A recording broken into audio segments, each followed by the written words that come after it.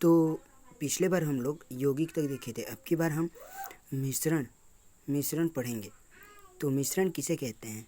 जब दो या दो से अधिक तत्वों को अनिश्चित अनुपात में मिलाने पर जो पदार्थ हमें प्राप्त होता है उसे मिश्रण कहते हैं। अर्थात जब दो या दो से अधिक पदार्थों को निश्चित अनुपात में नहीं मिलाया जाता, जैसे कि मिक्सचर में उदाहरण ले लेंगे। मिक्सचर में इसमें झेरवा कुछ कम होता है,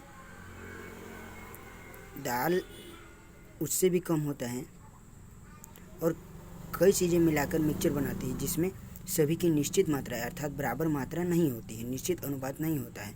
तो वो मिक्सचर जो है वो क्या कहलाएगा? मिश्रण। उसी प्रकार हम लोग उदाहरण लिए हैं वायु, जो विभिन्न गैसों जैसे नाइट्रोजन, ऑक्सीजन, कार्बन डाइऑक्साइड, जल, वाष्प और उत्कृष्ट गैसों का मिश्रण है। मिश्रण के प्रकार, मिश्रण दो प्रकार के होते हैं, समांगी मिश्रण और विषमांगी मिश्रण। तो समांगी मिश्रण पढ़ेंगे हम लोग। ऐसा मिश्रण जब इसके घटक का संगठन सर्वत्र एक समान हो, समांगी मिश्रण कहलाता है। अर्थात जब दो तत्वों को अनिश्चित अनुपात में मिलाया जाता है लेकिन वो पूरी तरह से घुल जाते हैं, जिसे सूक्ष्मदर्शी द्वारा भी देखा नहीं जा सकता। जैसे कि शरबत का उदाहरण लेते हैं। जब मान लीजिए कि एक गिलास पानी में हम लोगों ने एक चम्मच चीनी डाला, तो उसमें चीनी घुलने पर चाहे चम्मच से अंदर से ले या ऊपर से पानी को लेंगे तो हर जगह का मिठास बराबर होगा, किंतु इसमें जल और चीनी दोनों की निश्चित अनुपात नहीं है, बराबर मात्रा नहीं है। तो ये समांगी मिश्रण के अंतर्गत आता है। उदाहरण है शरबत, और इसे सूक्ष्मदर्शी द्वारा भी नहीं देखा जा सकता। अब विषमांगी मिश्रण। तो विषमांगी मिश्रण ये वे मिश्रण होते हैं जिसमें घटकों का संगठन सर्वत्र एक समान नहीं होता है। विषमांगी मिश्रण कहते हैं इनके घटकों को मिलाने पर इसे आँखों द्वारा देखा जा सकता है, नगण्य आँखों द्वारा भी। ठीक, उदाहरण है मिक्सचर, धुआं में क्या क्या होते हैं? वायु और कार्बन के कण, जिसे देखा जा सकता है धुआं को। यौगिक और मिश्रण में अंतर खुद से याद कर लेंगे 4 ठो। ये इम्पोर्टेंट क्वेश्चन है, आ भी सकता है। अब परमाणु किसे कहते हैं? किसी तत्व का वह सूक्ष्मतम कण जिसका स्वतंत्र अस्तित्व हो भी सकता है और नहीं भी हो सकता है, परमाणु कहलाता है। अब अणु दो या दो से अधिक परमाणु समान भी हो सकते हैं और भिन्न भी हो सकते हैं। जैसे कि O और O भी मिल सकते हैं, O और O भी मिल सकते हैं। तो यहाँ पर क्या बनेगा? O2 समान हो गए, और H2O भी मिल सकते हैं, तो यहाँ पर H2O बनेगा। यौगिक का अणु है। ठीक, तो दो या दो से अधिक परमाणुओं समान अथवा भिन्न का समूह जिसमें परमाणु रासायनिक बंध द्वारा आपस में जुड़े रहते हैं अणु कहलाते हैं। इसमें रासायनिक बंध भी बनता है। तो परमाणु और अणु में अंतर कम से कम 3 याद कर लेंगे आप लोग खुद से, बुक में दिया है, याद कर लेंगे।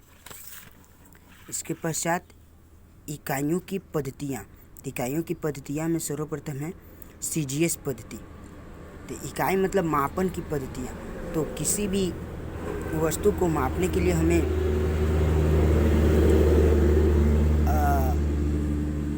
किसी पद्धति का ज़रूरत पड़ता है, इकाइयों की ज़रूरत पड़ता है। तो उसे CGS पद्धति में सर्वप्रथम देखेंगे हम लोग। इसमें तीनों मूल इकाइयों, लंबाई को, द्रव्यमान को तथा समय को क्रम से किस में मापा जाता है? सेंटीमीटर, ग्राम और सेकेंड में मापा जाता है। सेंटीमीटर, ग्राम और सेकेंड लंबाई, द्रव्यमान और समय की इकाई हैं, अर्थात उसका सबसे छोटी इकाई, मूल रूप। अब FPS तो फुट पाउंड सेकेंड पद्धति, और CGS सेंटीमीटर ग्राम सेकेंड पद्धति। तो यह मापन की ब्रिटिश पद्धति है। इसमें तीनों मूल इकाइयों को फुट, पाउंड तथा सेकेंड में दर्शाते हैं। आजकल इस पद्धति का प्रयोग कम किया जाता है। अब MKS पद्धति, मीटर किलोग्राम सेकेंड पद्धति इसे बोलते हैं, ठीक। तो इस पद्धति में तीनों मूल इकाइयों को मीटर, किलोग्राम और सेकेंड में दर्शाते हैं। इस पद्धति को फ्रांस में विकसित किया गया था तथा इसे मीट्रिक पद्धति भी कहते हैं। अब अंतर्राष्ट्रीय पद्धति, ये सर्वव्याप्त है, सर्वमान्य है, पूरे अंतर्राष्ट्र में माना जाता है, इसे पूरे विश्व में माना जाता है। तो यह मात्रकों की अंतर्राष्ट्रीय पद्धति है। इसे फ्रांसीसी में ली सिस्टम इंटरमेशन डी यूनिट्स भी कहते हैं और इसे संक्षिप्त में SI पद्धति भी कहते हैं। अब अगला टॉपिक है द्रव्यमान और भार। तो द्रव्यमान और भार अक्सर तिमाही और अर्धवार्षिक परीक्षा में पूछ ही देते हैं, तो इसे देख लेंगे। द्रव्यमान किसी पदार्थ में उपस्थित द्रव्य की मात्रा को द्रव्यमान कहते हैं। अर्थात किसी पदार्थ में उपस्थित द्रव्य की मात्रा, अर्थात उसमें जितने भी द्रव्य की मात्रा होंगे उसे द्रव्यमान कहते हैं। किसी पदार्थ का द्रव्यमान सदैव स्थिर रहता है। मान लो कि 1 किलो का लोहा है तो वो सदैव 1 किलो का ही रहेगा, उससे अलग नहीं होगा। और द्रव्यमान का मात्रक क्या होता है? किलोग्राम। अब भार, किसी पदार्थ का भार उस पर लगने वाला गुरुत्व बल के बराबर होता है। और भार चेंज भी हो सकता है। जब एक स्थान से दूसरे स्थान पर वस्तु को ले जाया जाए तो गुरुत्व बल में परिवर्तन के कारण भार में परिवर्तन होता है। अब अगला टॉपिक हम लोग देखेंगे रासायनिक संयोजन का विन्यास, रासायनिक संयोजन का नियम। इसमें से एक टॉपिक हमेशा आ ही जाता है, इसलिए इसे हम लोग कल देखेंगे।